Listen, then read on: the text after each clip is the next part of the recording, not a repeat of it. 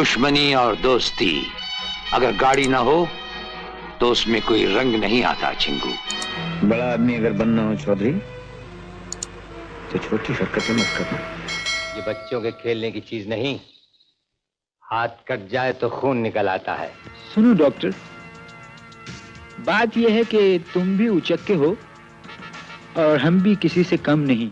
आइंदा जब इस बस्ती में आओ तो या तो पूरी पतलून पहन कर आना या फिर बाकायदा कच्छे में आना। ये शरीफों की बस्ती है।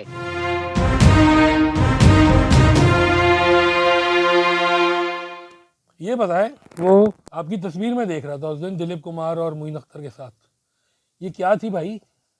ये तो यार शोएब अलवी, क्या ये वही है जो मैं समझ रहा हूँ? ये वही है, लेकिन ये 1993 या 92 का वाक़या है। ये जब हम बॉम्बे गए थे और ये दिलीप साहब के घर की तस्वीर। ये जो ओकेजन आप पूछ रहे हैं, ये दिलीप कुमार राजकुमार लाइव शो होना था, दुबई में होना था। उसकी ग्रैंड रिहर्सल बम्बई में थी, जो उस वक्त बम्बई था, आज आप उसे मुंबई के नाम से जानते हैं। और मोइन भाई उसकी होस्टिंग कर रहे थे उस शो। बात लोगों ने बहुत नोट की है वो ये कि आपने पूरे कैरियर में आधी आस्तीन की शर्ट नहीं पहनी। इतने गहरे बाल हैं मेरे, इतने बाल हैं कि वो पानी इधर से आता है, कभी स्विमिंग पूल में जाता तो इधर हो जाते हैं, फिर वो मानो इधर कंघी करके किसी ने इधर कर दिया। मुझे शो का तो पता है, लेकिन ये बैकग्राउंड आप मुझे बताएं। बैकग्राउंड ये है कि अचानक ये तय हुआ। दिलीप कुमार और Rajkumar, they were not good friends. Good friends नहीं भाई, बात नहीं करते थे, एक दूसरे की शक्ल नहीं देखते थे। तो रिहर्सल कैसे हुई? हाँ, तो इस मकसद के लिए मोइन अख्तर को हायर किया गया था पाकिस्तान से, कि वो इन दोनों को किसी इस तरह से जो है वो ज्वाइन करें कि उनकी अना भी बरकरार रहे और वो शो भी हो जाए।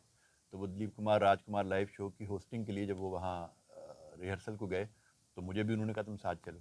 मेरी किसी से नहीं अनबन, हर दिल की हूँ मैं धड़कन, ऊपर वाला नंबर 1, ये दुनिया है नंबर।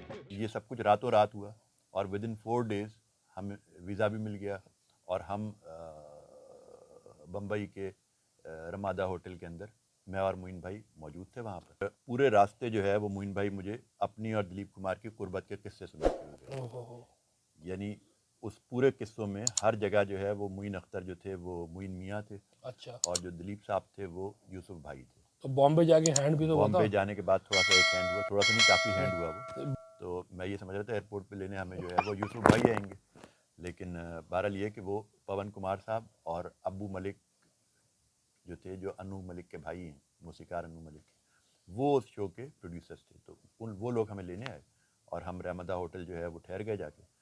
तो मोइन भाई ने फ़ोन किया उनको।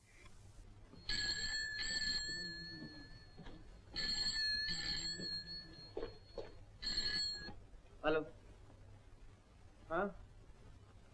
तो उन्होंने कहा कि जी यूसुफ भाई अस्सलाम वालेकुम। कहा जी वालेकुम सलाम। लेके मैं मोइन अख्तर बोल रहा हूँ। अच्छा, मोइन भाई की आदत ये थी कि वो लाउड करके फ़ोन को बात करते। कह रहे कि वो अच्छा, तो मैं क्या कर सकता हूँ?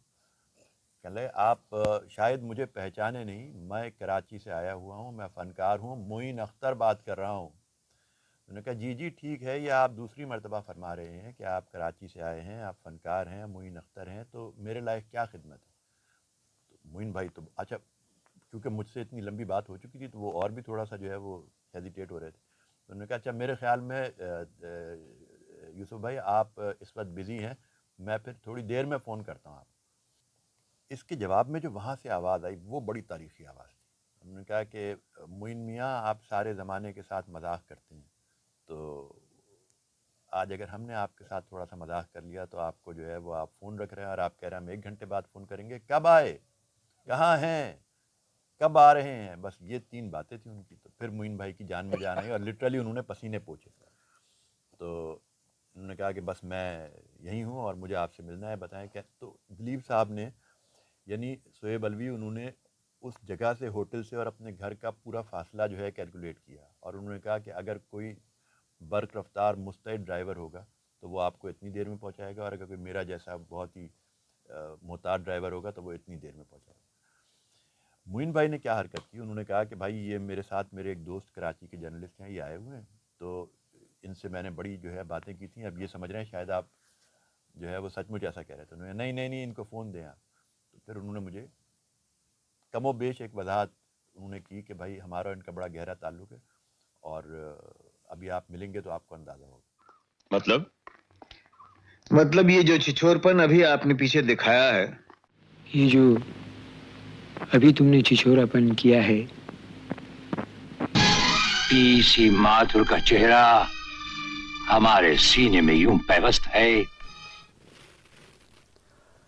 सारी जिंदगी नॉर्मल बात करने की कोशिश की है दोस्त। जो चीज़ मेरी समझ में आ रही है, मोइन अख्तर चूँकि दिलीप कुमार की नकल भी बहुत अच्छी करते थे, बिल्कुल, और राजकुमार की भी वही बन जाते थे।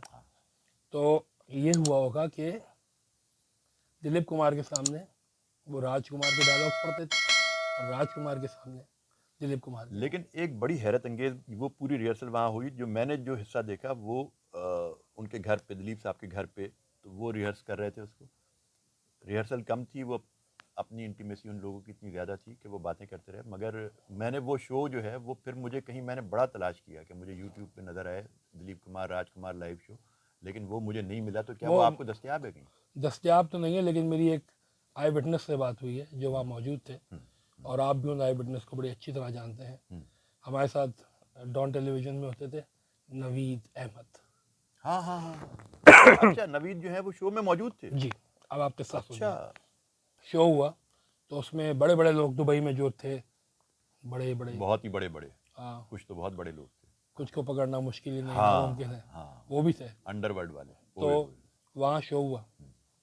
जो मुझे पता चला है वो ये था कि राजकुमार एंड दिलीप कुमार एट लॉगरेट्स, हाँ, दिलीप साहब ने कहा कि मैं पहले जाऊंगा, तो उनको समझाया गया कि ऐसा नहीं करें, आप सीनियर हैं, आप बाद में आइएगा।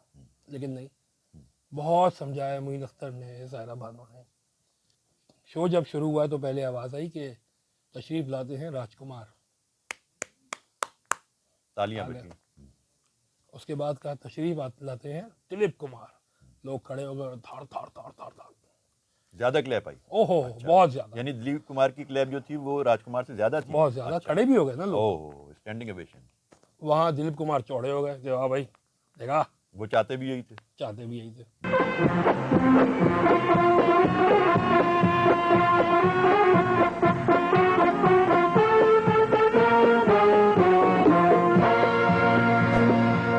हुआ ये कि राजकुमार खिसिया गए, तो उन्होंने माइक लेके कहा कि आज पता चला असल राजकुमार कौन है। हाँ हाँ हाँ, वाह वाह वाह।